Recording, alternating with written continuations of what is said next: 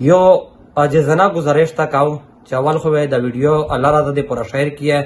او د ویډیو و د اخره پر ګوري ملګری بسم الله الرحمن الرحیم السلام علیکم ګرونه کتین کیه چې سمره د میر مسلمان وړینه دي سمره د میر مسلمان ملکینه دي الله پاک ته غونډه مسلمان ته غونډه مسلمان ملک ته د مش خپل وطن ته پاکستان ته نه راځي سمره مسلمان ملکینه دي خدای پاک ته خیر پیش کی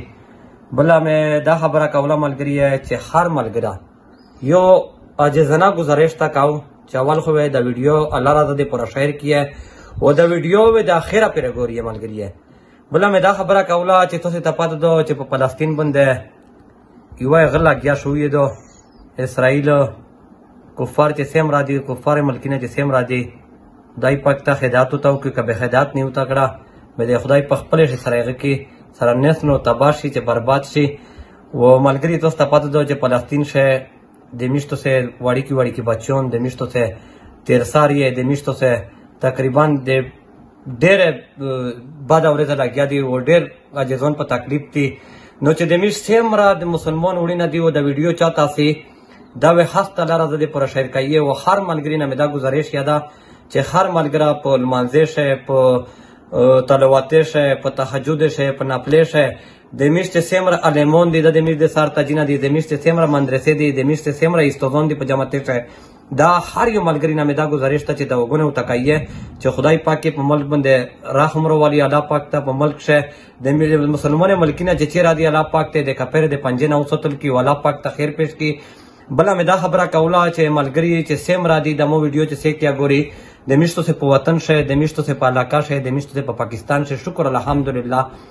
زوی ډېر په فخر سره وی چې شکر الحمدلله میشتو ته خدای پاک واسره کړه دا میشتو ته خدای پاک ته هر سړی وسیله سکی و دا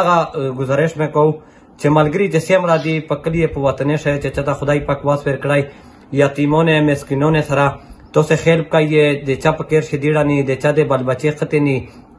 د چا د بل بچي پکیر شه چینینی غوړینی څه ضرورت سمندینه یې دا او خلیه الله پاک په دا دنیا بدل در کوي او په دنیا بدل در کوي ملګری کده انسان 50 کول عمر شیا دنیا نو وسی میشته ته پاته دو چې ډیر حالت دنیا نه لوړلو بالکل وی پر راشه دوی دلته نشته دي نو چې څمره د میش په جیلې شه څمره د میش د چا بدی خدای پاک ته د خپل نه کمال دی پر جوړو کی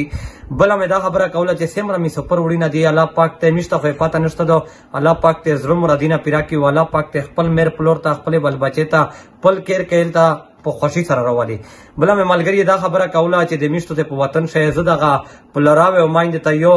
عجزانه سوال کاو چې د میشته سه ژوند کې چې تیم دی دا داسې ورېده چې روشي به عید شپه ورځ روشي و عید شپه ورځ روانه دي خدای پاک ته هر سړي باندې په خوشحالي رواني الله دغه باقی رضا په خیره تیرې کی جنگ جګړه نه مې د خدای وسوتل کی به په دغه چې دی د چکرې تسیب ون وینینګ کای نو ملګری دغه پلراوي ته زو دا یو پیغام ورکاو چې خدای ته وګوري په دغه عید شپه ورځ شه زمانه ته بل بچی ته موټر سایکل نه ماور کوي دا ون وینینګ کای بدا مړشیا چې زونه د عید شپه ورځ بدا مېر پلور په جوړي او چې دا پیره نه دا سوچو کی چې یاره چې دا الوت ته زه موټر سایکل نور کوو یا به داسې زه ورته وایي چې زمنګای په ارامه مې پسې ون وینینګ یا ما کوي بل د میشت سیمرا کتین کې دي د میشت سیمرا ارویدین کې دي د میش په زبان په پښتو زبان چې څه کیا پیږي ملګری دا وړې وړ کې تمیش دا وایي د کاندورونو تعمیر وي چې دغه بمینا د ما هر ځای ملګری